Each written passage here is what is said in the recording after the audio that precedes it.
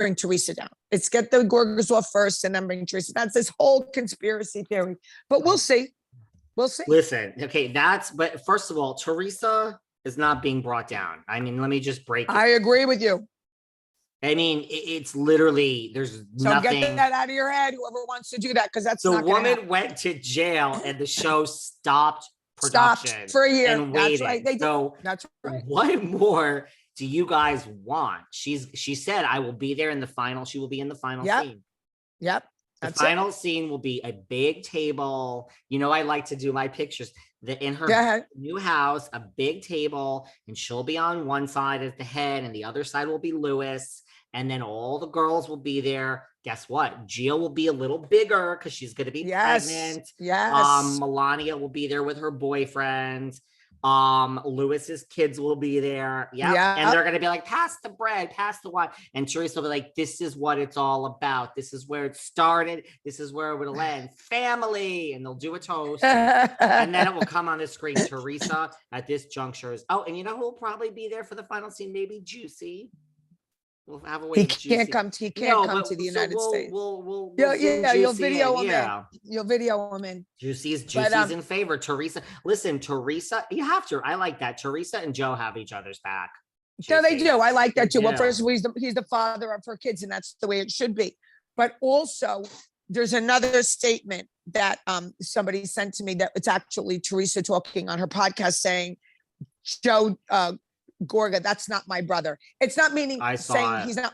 Yeah, because when he jumped up and said that his career as a stand-up comedian will last longer than her marriage, that really hit her and Louis hard. So it's only getting worse. It's only getting worse. They unfollowed each other. Did you see that? Well, yeah, that happened a while ago. But this was, I think, the icing on the cake when Joe did that. That was the icing on the cake. I mean, if you think about it.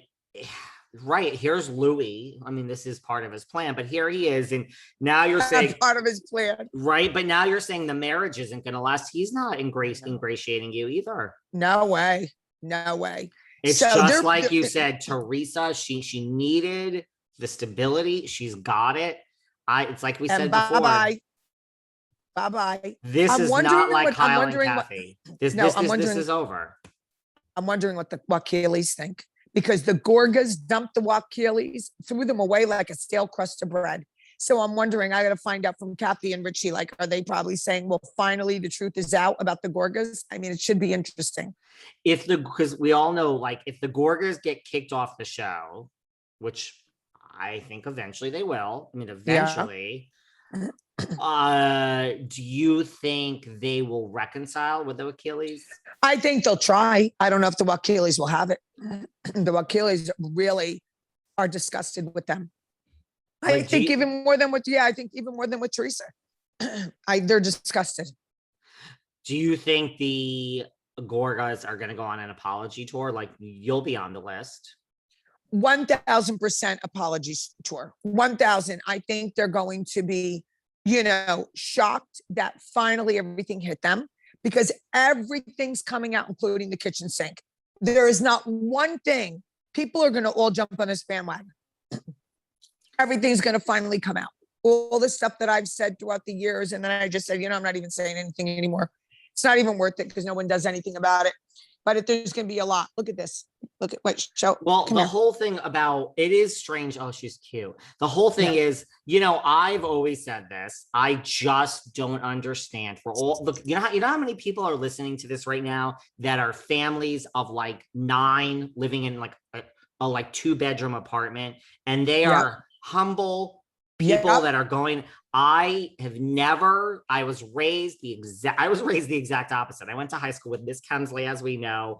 I don't want to talk about how Dorit was raised, but I went to a very upscale high school, and my family, it was like, none of that matters. You don't give a shit if your friends drive this. This is your car. Now, okay, first world problems, David, that you're given a car, but you know what I'm saying? It's like, yes. I don't believe in living above your means. I do not believe in it. I don't, it's not that I don't believe in it because I don't judge. I don't understand the concept of it. When you are sitting here. Like, what are you trying to prove? Yeah. What are people trying to prove? And meanwhile, they get them, they borrow from Peter to pay Paul. They steal from people. This is just in general. Okay. They don't pay people. I mean, I don't like, listen, I'm telling you, when I owned the original Posh in Wayne, Joe's best man and best friend came in and told me that him and Joe were no longer friends, that this is a very long friendship. And because Joe supposedly used to use this guy's credit card. This was before like they were on the show, and then they got, because Joe's credit was bad. And then he would always pay the credit card, like when he went on vacations, because you need a credit card. And he ran up a $10,000 bill and he wasn't paying it. So the friend's like, listen, Joe, I can't afford this $10,000. And Joe didn't pay it. So the guy said, the best friend, best man says, Joe, how do you sleep at night? And Joe said, like a baby.